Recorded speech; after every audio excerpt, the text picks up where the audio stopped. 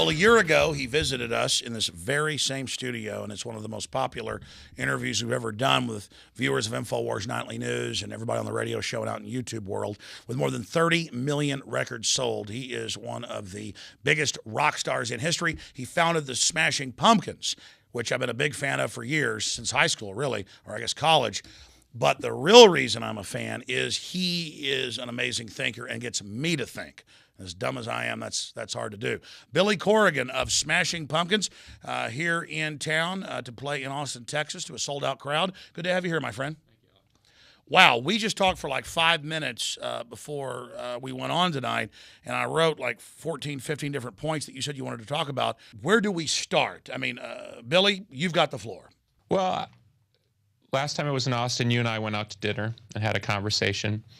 And you were expressing sort of frustration with the, as you're dealing with the information that you deal with on a daily basis, you said, look, at some point the negativity of all of it gets to me. I believe in what I'm doing, but, and you weren't asking for advice, but me being me, I gave you some. And I said I thought that InfoWars would benefit from a spiritual perspective, meaning history has shown, whether it's Gandhi or Martin Luther King or Jesus, that the way to really confront evil in its various forms is to find something within ourselves that doesn't resonate to the fear that's being perpetrated and propagandized, and form a collective. I've heard you say on your show many times, if people would just form together in a common idea, there's no way this can be beaten.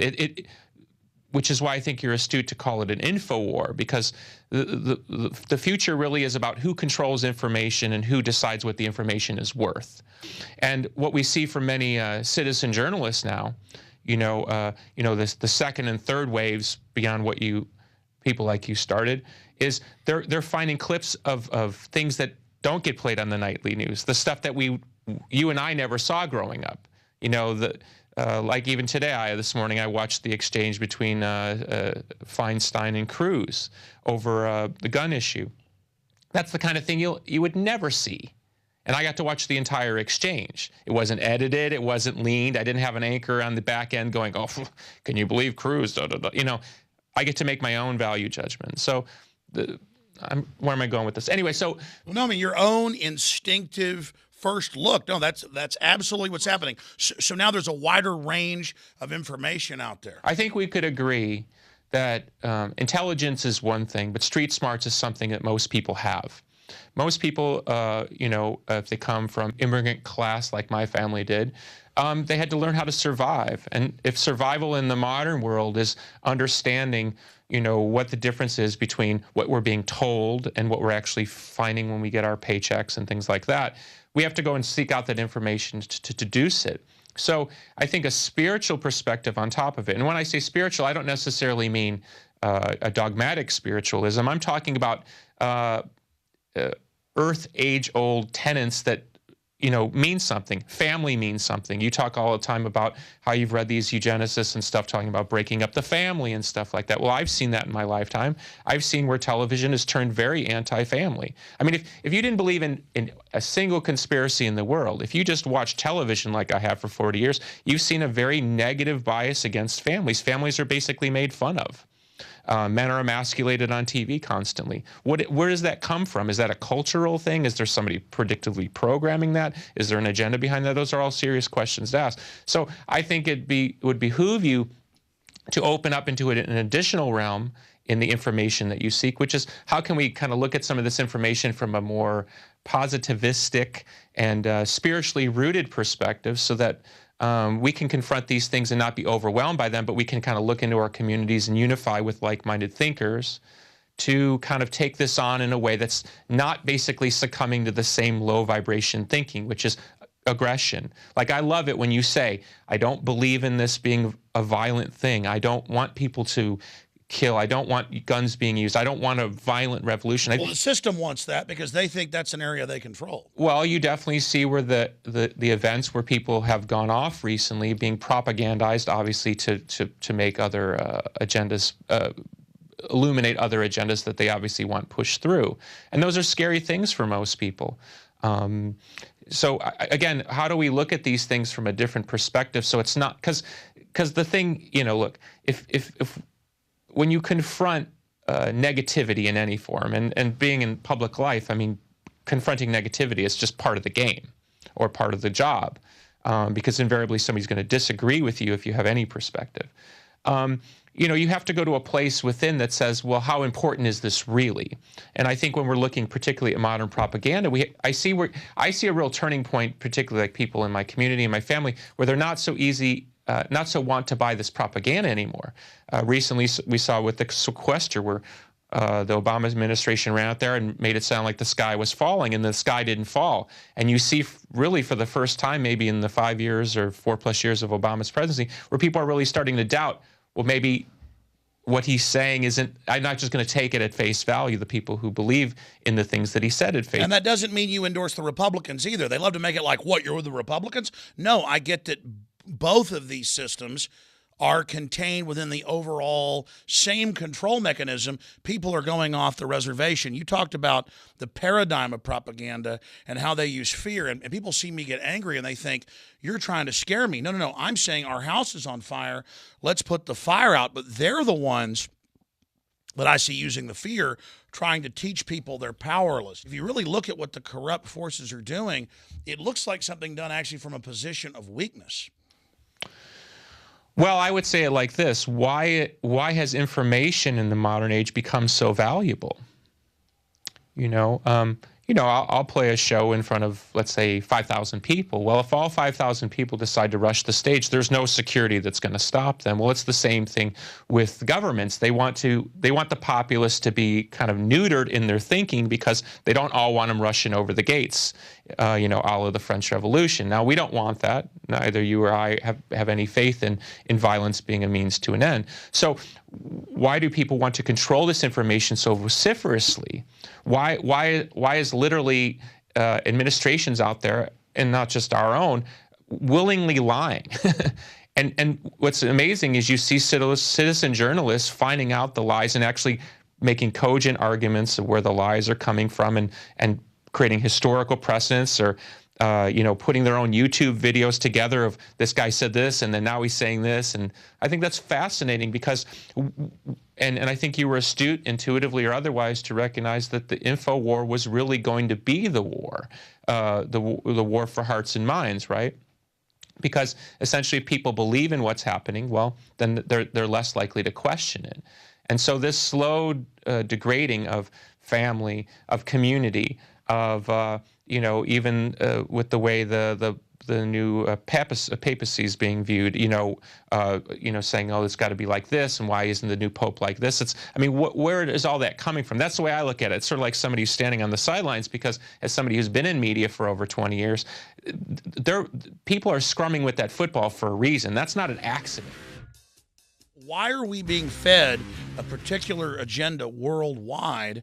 And why is it so destructive? You were talking about Walter Cronkite, and then there was, in Chicago growing up, 2 papers that said the same thing, and it was almost just basically accepted because there was no other venues. And I said, has it always been that way? And then repeat what you said. I think it's always been that way. And I think what we're facing now is you have a lot of people doing an end around where they're finding their own information. So what do people do when they feel like they're losing control? Well, they up their control mechanism. If it's the media, they up the sensationalism. They distract you with somebody's boobs or somebody's latest DUI arrest or something like that. I mean, it's fascinating.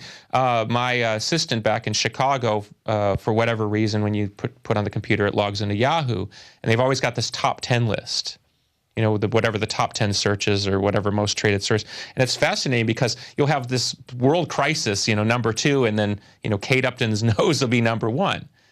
You would think that the world crisis would invariably be number 1 because it concerns the most people. Why is Kate Upton's nose more important than because the front page of Yahoo is now crowdsourced, and they've already force-fed the mindless celebrity issue or the new fat cure to the top, and now they can sit back and actually let the crowd source it, and they're now a feedback loop of what the system wanted. In fact, that's what you said eloquently earlier, Billy, was that looking at this, they've always been lying, but now they've doubled down because I think they're losing control. And the system is just men and women like us. They're not all powerful. Let's reference your Piers Morgan interview for a second. I think it was fascinating because there was one of those, that was one of those crazy moments where the mainstream, for whatever reason, whether they thought, and I don't want to make it about Piers Morgan because I think it's a much, much bigger issue. People in that position, usually, when they decide to bring somebody that would be considered fringe, a fringe thinker, usually kowtow in that position, or consciously or unconsciously sort of diminish their message, or they're shouted down by somebody, you know, like they were going to have you against, what's his face? Dershowitz. The fact that you didn't kowtow is so rare because most people in that position would, oh, wow, I'm at CNN, I gotta kind of go, you know, I want to be back here again, and I want to, you know, basically they trade their internal integrity for the opportunity. That's basically how the record business works. Like, hey, you want to be here, you want to be on the Grammys, you want to say these things, you know, don't go too far. Which is why you rarely see in the music business or in the entertainment business true radicals, because they're attacked. And only the most talented survive the wave of attack that will come. Hence, somebody like Sean Penn can be considered a top actor, a political activist, a social activist, and still be routinely attacked for his views, whether they're right or wrong, because sort of the might is right, like his talent can trump the attack. Most people can't survive the attack. So for everybody who listens to you regularly, they know that, you know, despite your boisterous and vociferous personality, that you're a real person, right? So normally they, you know, try to put their thumb on you, and I'm not saying it was Piers Morgan. I think it's a much bigger collective group think. I don't think somebody made a call and said, let's get Alex Jones. It's sort of a group think, and then the minions do what they think they're supposed to do. No, exactly. It's like a spirit, or almost like you watch birds, who, like a school of fish turning in unison. I told you that before. I having been in those channels, I don't think people are making direct phone calls. I mean, you put people in positions who will do what a bulldog's supposed to do. That's right. They pick the personality, knowing what they're going to do. And if that personality blows the situation up, they can just get another personality and say, well, we didn't have anything to do with him. Remember there was I think it was a CNN journalist who said something, you know, about, you know, I don't know if it was something that was certainly under that context was could be considered racist, but the guy was gone the next day, and they said, oh, we don't, those aren't our views and stuff like that. I mean, the point is this systems are meant to be systems are put in place to keep people in line. Well, the American system, the system that you and I grew up on, where we recited the Pledge of Allegiance every day.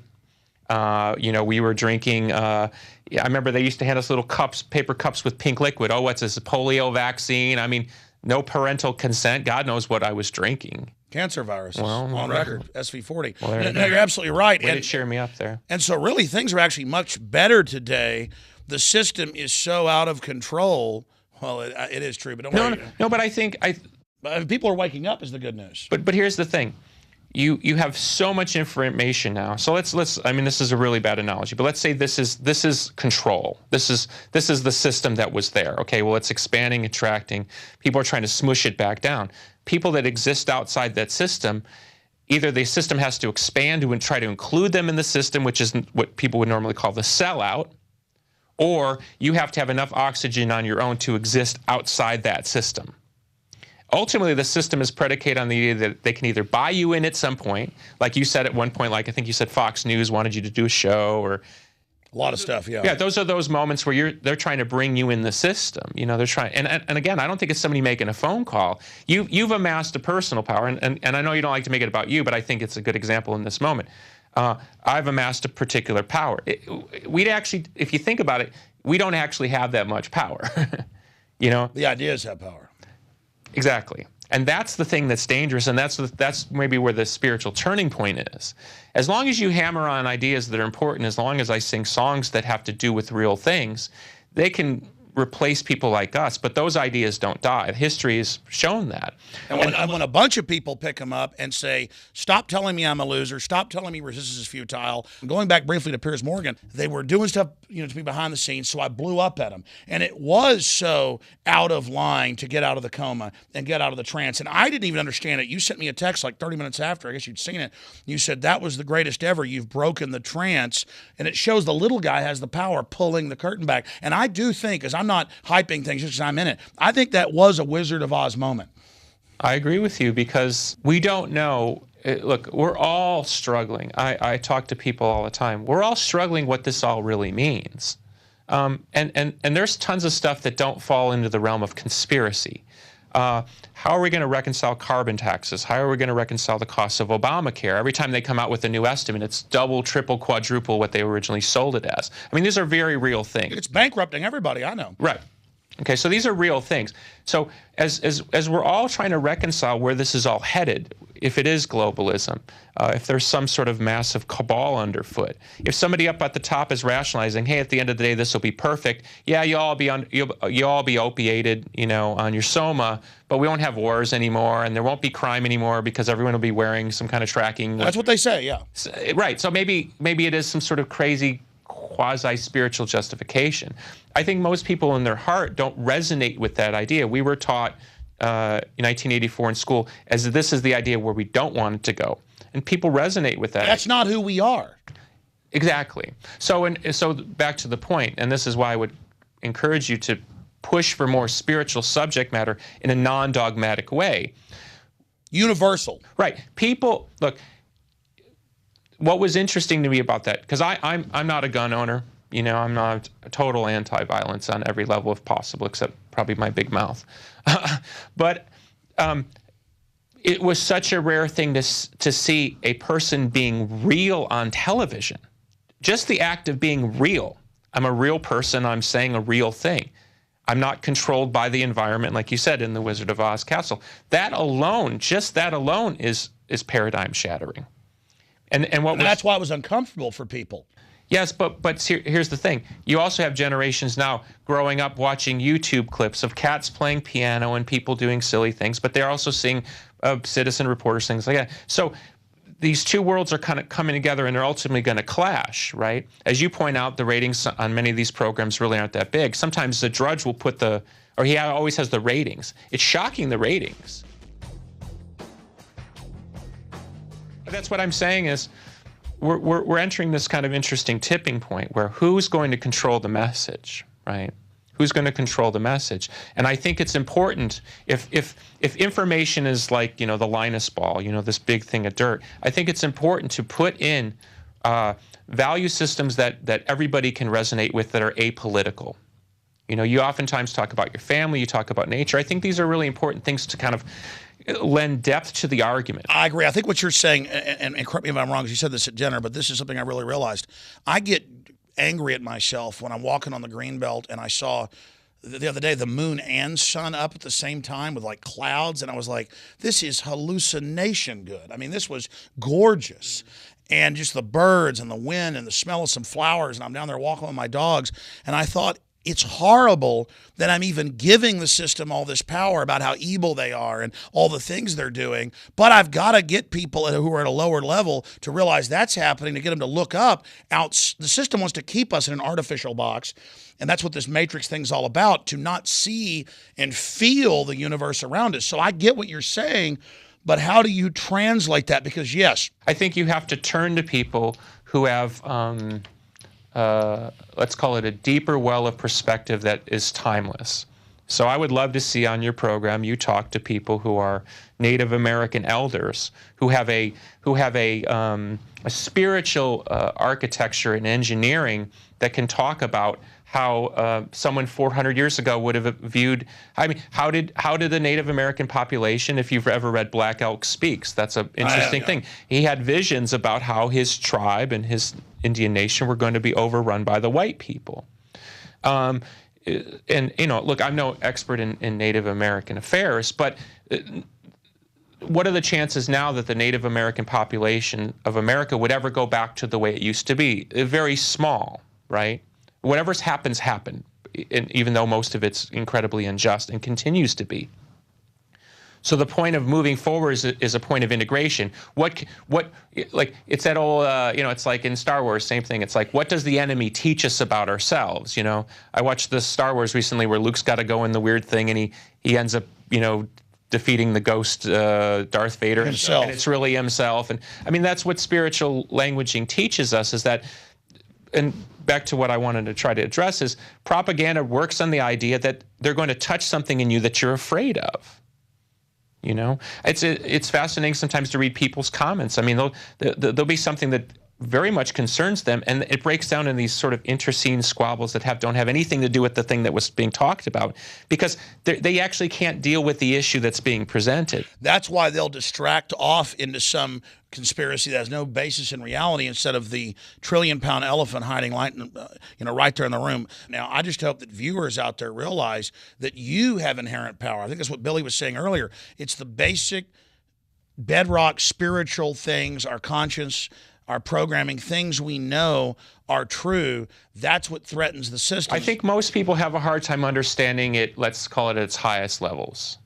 Like if you went to if we went out the door or down the street and went to the Burger King and we pulled somebody out from behind the counter, I think they'd probably have a hard time believing that their senator or their president or whatever are inherently evil.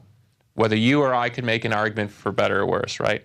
But when they see things in their own communities, when they see things up close that really resonate with them. For example, the woman that you had on, because she was from my area, about where they forced the RF, the smart meter on her house. Yeah, that's, I grew up basically 10 miles away from where she lives. That's the kind of stuff that people go, well, wait a second, And she's videotaping on her own property, the police without warrants putting a meter that dials in and spies on you on record. Mm-hmm. On record. And then she and her neighbors are arrested. Look, my crew can't hand out our magazines downtown. They write us tickets. That's what I'm saying. That's the kind of thing that people can relate to. So when you start to connect those experiences, if they have a perspective by which they can start to see where they can do something about it, that's the difference. And I think activism is a weird thing. I mean, you can stand up at your local council and, like that woman said, they'd formed this organization, and for 2 years they'd met with city council. And obviously, I think in the story that she told, the city council had accepted some $11 million from the government, and they weren't going back on that decision. So she's basically facing a brick wall, no matter how realistic her arguments were. So there's an inherent negative. She can't get anywhere. She doesn't want this thing in her house. But that video that they made was very, very powerful. That's a real thing that everybody's seen millions of times. No. Right. So what is the system going to do? We should talk about this. Well, ultimately, if we look at history, they're going to try to either shut down alternative media, or they're going to try to control it, or they'll create their own Alex Joneses. I look at it from the intuitive point of view, which is you have to trust something above yourself, whether it's your own familial intelligence or God or whatever you believe in, or if you don't believe in anything. There is a power to turning loose and believing in it actually does work. Like, look, I've been on stage, I don't know, 2,500 times, and I faced, people throwing stuff and all. If you go up there waiting for it, in a way it almost kind of invites it. Now, that doesn't mean I'm weak if I go up on stage not anticipating it, but you have to sort of it's sort of like the Jedi Knight thing. You got to be prepared, but you don't walk around in a state of anxiety. If you look at these systems of propaganda, they're predicated on being able to check against your fear and or anxiety, right? Like government. Oh, the government's going to rescue you, don't worry. But then every time you turn around, the government's churning up this fear. And it's weird because when Obama came out in an interview recently, said, "Oh, our debt's sustainable for 10 more years. Don't worry." But then he was just on TV last week going, "We're going to lose firefighters and the world's going to go to hell." And you know what I mean? I call this an open war against reality, and they have a term called gaslighting, where it's the famous play and then a film in the 40s where the guy's beating his wife, doing horrible things to her, but going, I'm not doing this. And some people, it's like a learned helplessness or Stockholm syndrome. They then because if you just deny something, it has a weird effect on people. It's like they're trying to overturn reality. What would you say to that? I look at it like this. You've been talking to a minority, right, for 10, 15 years. And the minority has grown. It's an impressive minority, but it's still the minority. You talk to, let's say you talk to 10 million people in a week. There's still another 290 million plus that you're not talking to. And there's 7 million worldwide. Okay. So what happens when, let's say in the next year, and you know, some of these doomful things happen. What happens when 20, 30 million people wake up? You know, just like any anticipated event. You know, like the whole thing with the National Guard, and you know, if there's some sort of calamity, God forbid. Why are they buying bullets, tanks? What I'm saying is, we're seeing on some level, if you're correct in your analysis, that there's a preparation for government to step in that void. Let's say there's social anarchy or food riots or whatever, all these horrible things that have been predicted. The government's ready to step into that void. And play the part of hero. Thank you. If you want to be cynical about it, what we're seeing right now is a turf war, right? A turf war between old Republicans, you know, the Rush Limbaugh, what they call the old white men crowd, you know, as they're struggling for definition in a rapidly changing America. Then you have the coming immigrant classes, which way they're going to go. You know, social liberals who are willing to look the other way while we're doing, you know, these terrible things around the world with drones. I mean, suddenly now those things aren't big issues to social liberals, which is black sites, torture. Unbelievable. Unbelievable to me that these are not mainstream issues on the front pages every day when our government is openly acknowledging in many ways. Warrantless wiretapping. Just the fact that we're being spied on blows my mind. They came out in Reuters and said, yeah, the Pentagon, everybody reads your bank account every day. I mean, totally illegal. Nixon was going to go to jail for it, and now it's just like big deal. Right. So my point is so you see a turf war, right? So here's this dividing line. Okay, let's say free thinkers like you and I are over here, and we're in our little huddled mass, and then this crowd over here who wants to control everything, and let's call it the uninformed in the middle. Well, this turf war is going on. It's like a football game where nobody can really score a touchdown, right? They haven't stamped people like you and me out.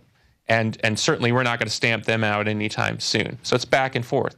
But if something happens where there's this open moment where suddenly 10, 20 million people are suddenly searching for new information because something gets exposed, you know what I mean? I think you have to be able to step into that void with a message that's greater than fear or greater than the counter response to the fear. Because look, and you and I have talked in private besides publicly. And you know, as I said when I said it in the same spot before, even if you're right, it's so hard for your average American to believe it's true. Do you know what I mean? So there's a sort of a transitional moment. It's like you know, in the Matrix when they realize they're in the Matrix. There's a moment like, how is this even possible? Or when they talk about people get out of jail and they just want to go back to jail. Well, it's like the reality's so bad the guy goes, I want back in the Matrix. That's my point. That's my point. I know people, and I'm sure many of your listeners have these conversations around dinner tables where, you know, you reel off a list of facts. Did you realize this? And they go, I just don't want to know. I mean, they're raising their hands. And it's because they have a legitimate point. The power structure seized. What do you do about it anyways? But then if you give in, that just greases the skid. But my point is those people that sit around those dinner tables that admit to their son or their daughter or their uncle, hey, you got a point. I know things are weird and government, but I'm not going to do it. But there will come a point where it's going to touch them in a way where they're going to have to do something.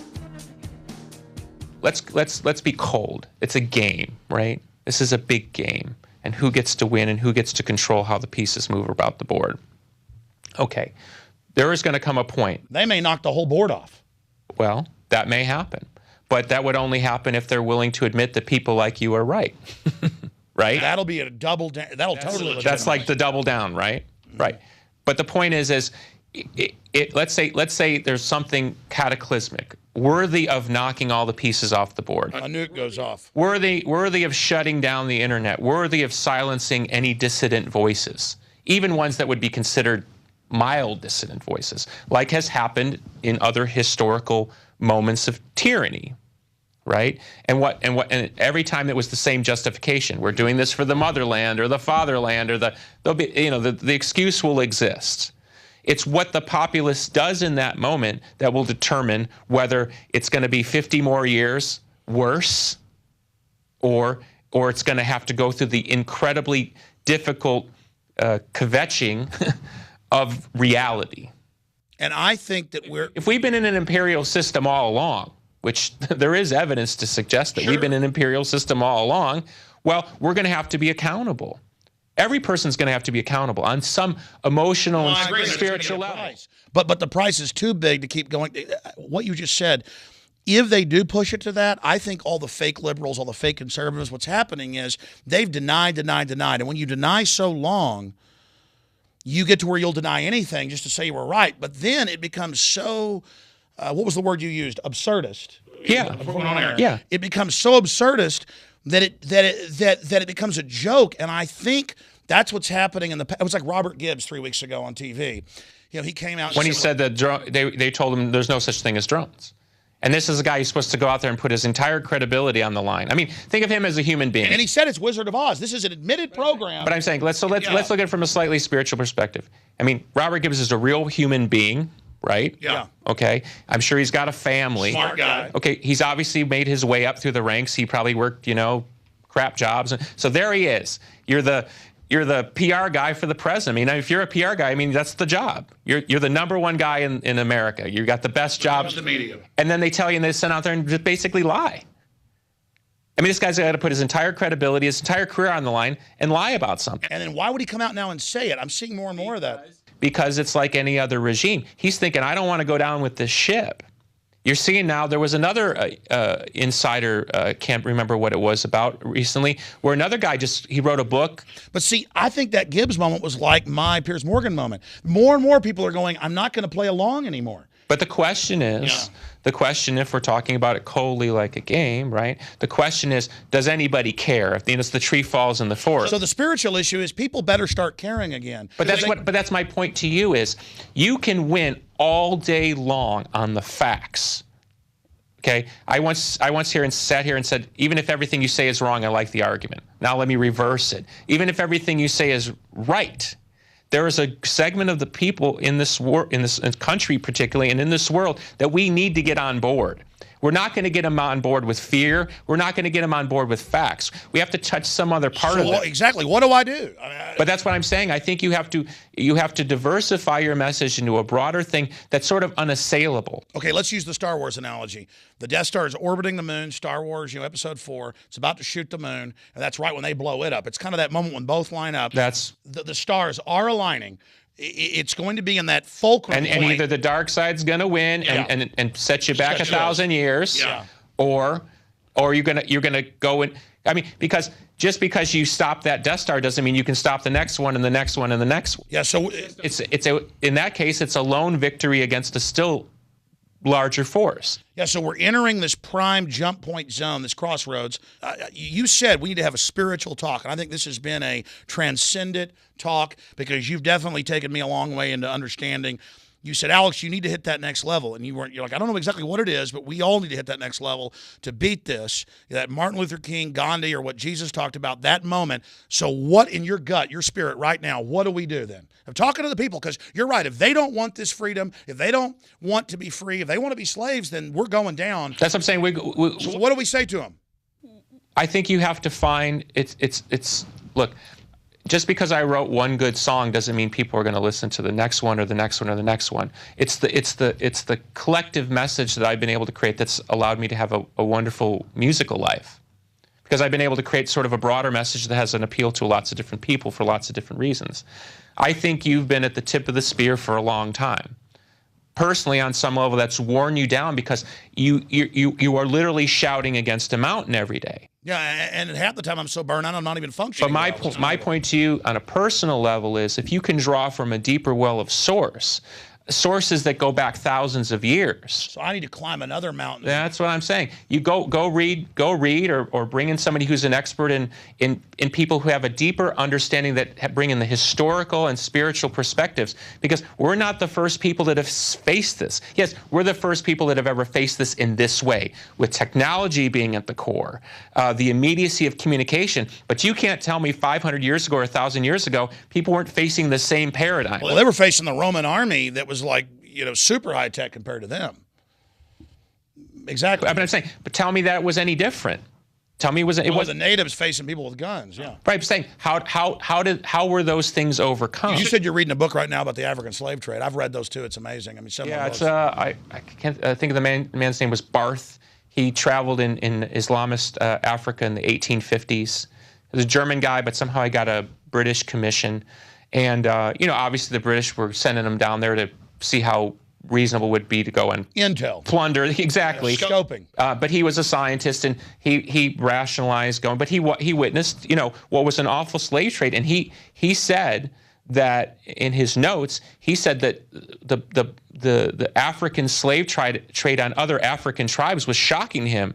He thought it was simply sort of an imperialistic type of thing, and they realized that the slave trade was going on. Why were Africans enslaving other tribes? Because it was, your big tank against my big tank. It's just a different paradigm. My point is it's like local cops. This system's destroying their kids' future, but they'll still be mercenaries and do it. But look, I would take anybody at any system. I once went out with a woman who grew up in the Soviet system, emigrated in the 80s, lived there until she was 11 years old. She said her parents would tell her, don't talk too loud about the government because the neighbors will report us. I mean, imagine growing up in a society like that. Well, you know what? Now we actually have to think about that. No, they have people report us all the time. We have FBI showing up all the time. And I mean, I can't hand magazines out right. Okay, but look, but people were in denial when I first Saturday night did a video about this from Galveston before I drove back, or Friday night drove back Saturday. People were saying I was a liar. Now we have the photos and video out. They're on YouTube saying, "What's the deal?" I mean, I can't hand magazines out on a street corner in America. Okay, but stop. Think about that for a second. Let's look at it from a different perspective. The guy that's standing there, right? I'm a listener. I know this is stupid, but this guy up here told me I better do it.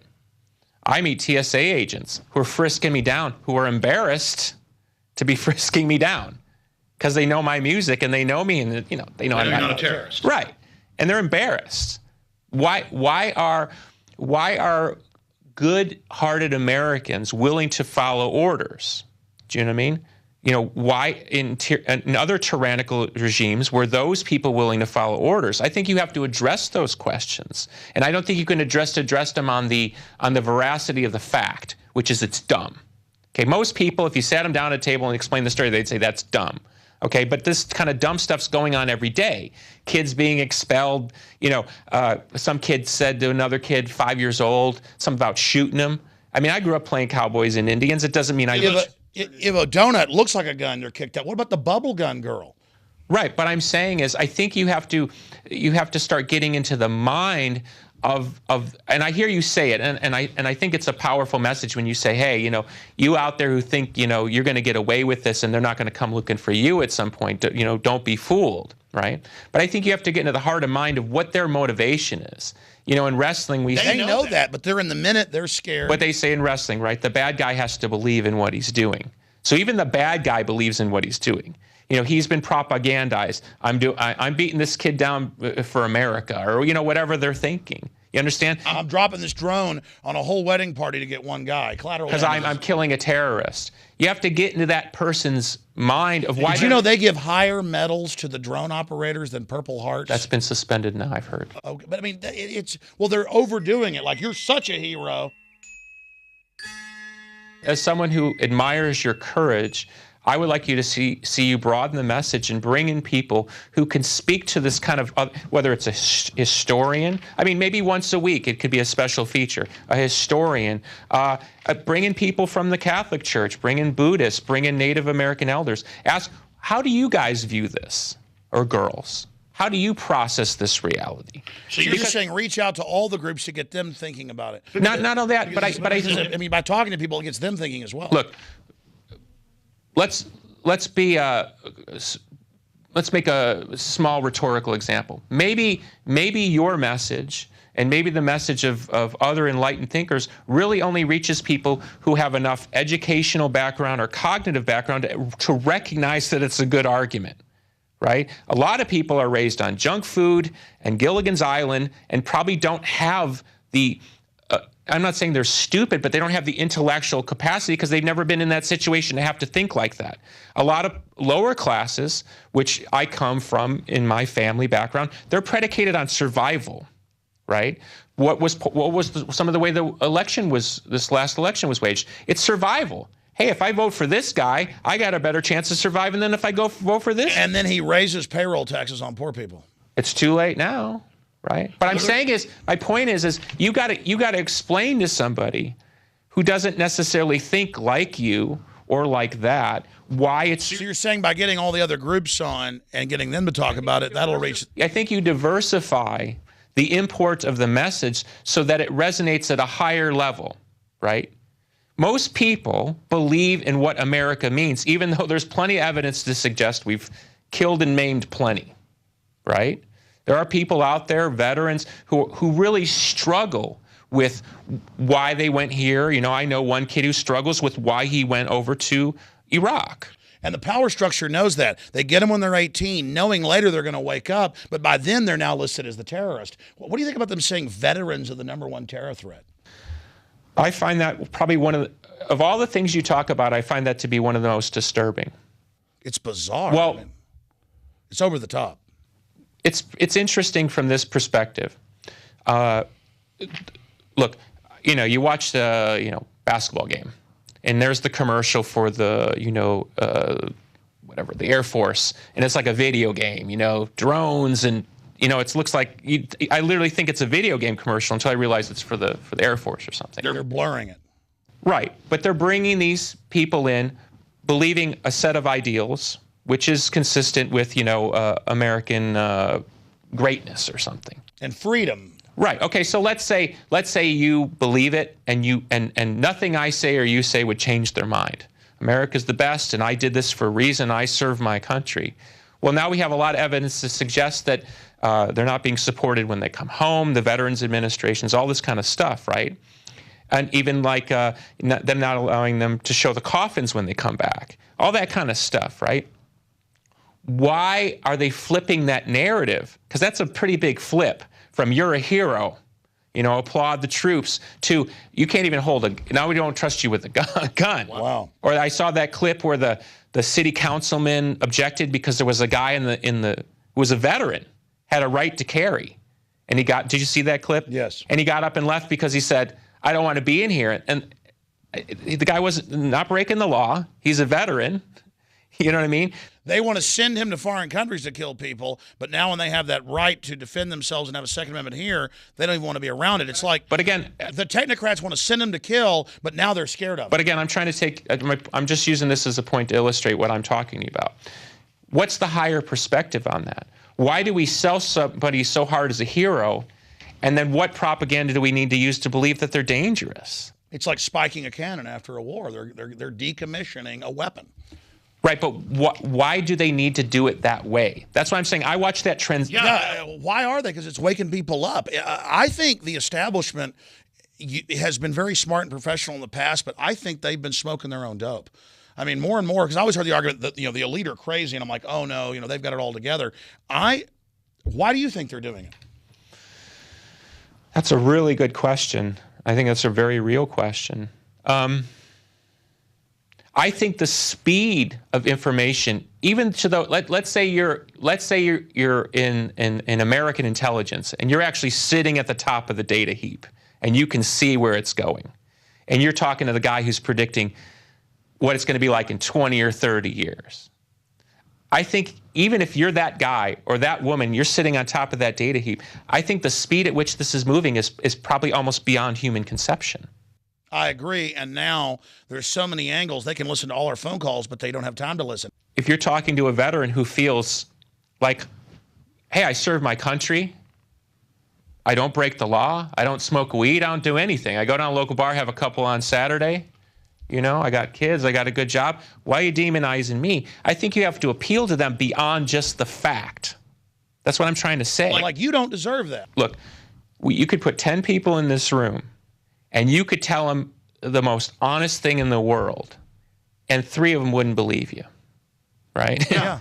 Okay? But we need those people. We need everybody to want to turn this country around, right? Because we don't want, look, we can sit here and talk all day about, you know, Rome and this and, you know, the Third Reich, that and whatever. But if this country ends up in some kind of scrap heap, okay, if it even approaches the scrap heap, the whole world's going to be in trouble.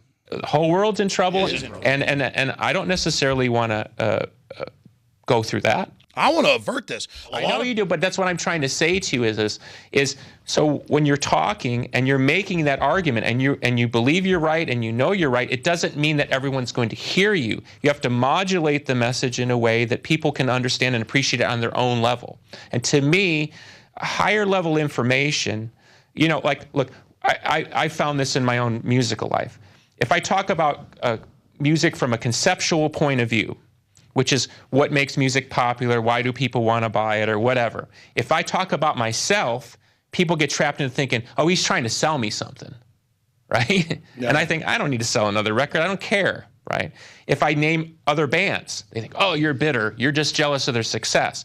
But if you talk to them on a conceptual level, they'll actually hear what you're saying because it's not personalized. So at some point you have to go into the conceptual level to understand. And so I mean, it might be important to bring on somebody who's an expert in the decline of the Roman Empire. Because they'll see the parallels without me pointing them out. That's my point. And then you don't have to. You flip it, something just too separated from even our time, and now they're not so emotional. Because ultimately, anybody who's skilled in propaganda can break my message apart, your message apart, anybody's message. Misrepresented. But there are people who are skilled at that. They talk about it. They talk openly on broadcast and cable news about propaganda. It's not even hidden. They talk about a desperate tactic now to just normalize. Like I want to think Gibbs was trying to do the right thing, but he made a joke out of it. It's more of, okay, I lie, but it's because I'm the master. No, I don't think so. Yeah, no, I think it's a little deeper than that. No, I agree. But no, I agree. I was saying I hope he was being real, and not. But my point is it doesn't matter because now they're having to admit it. If somebody with as much juice as Robert Gibbs is willing to come out and talk openly about that, that's a pretty powerful thing. I don't care what his motivation. Let's say his motivations were totally self-serving. It doesn't matter because somebody who comes out from behind the curtain and says something, no matter what their motivation, that means what's going on behind the curtain is not as powerful. I thought it was interesting, just to go back to the Alex Jones Pierce Morgan interview for a second. I thought it was interesting the way that you were attacked from both sides, right? Yeah. Because some people say, oh, you know, see, you know what Dershowitz, there's your advertisement for why we need gun control. Then some of the gun rights groups, and I read like the next day before the analysis sort of fell into where it was going to fall, which were saying, oh, that's what we don't want. Like, you know, he shouldn't have been like that. What's interesting to me is you were splitting a hair on the paradigm that rarely gets split. People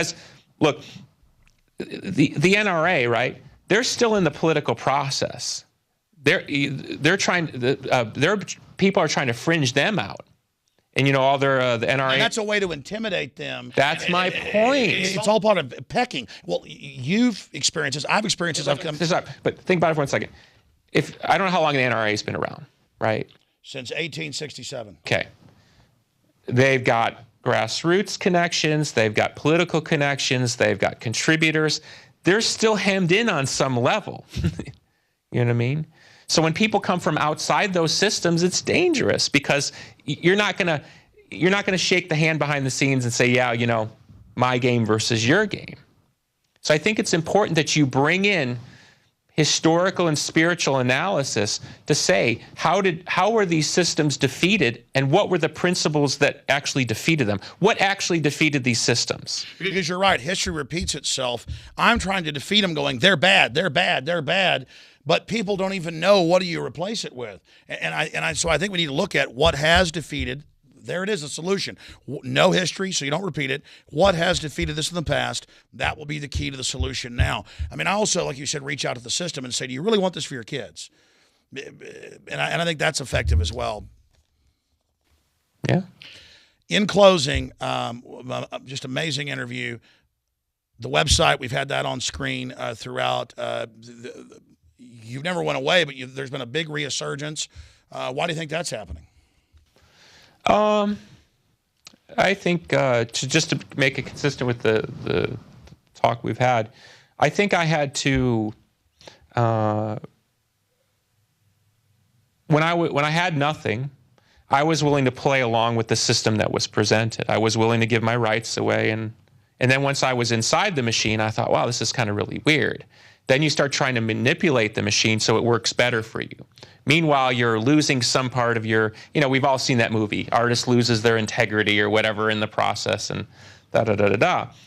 Well, consciously or unconsciously, I blew up part of my musical career because I was so uncomfortable with the sort of the falsehoods and the compromises of the music business.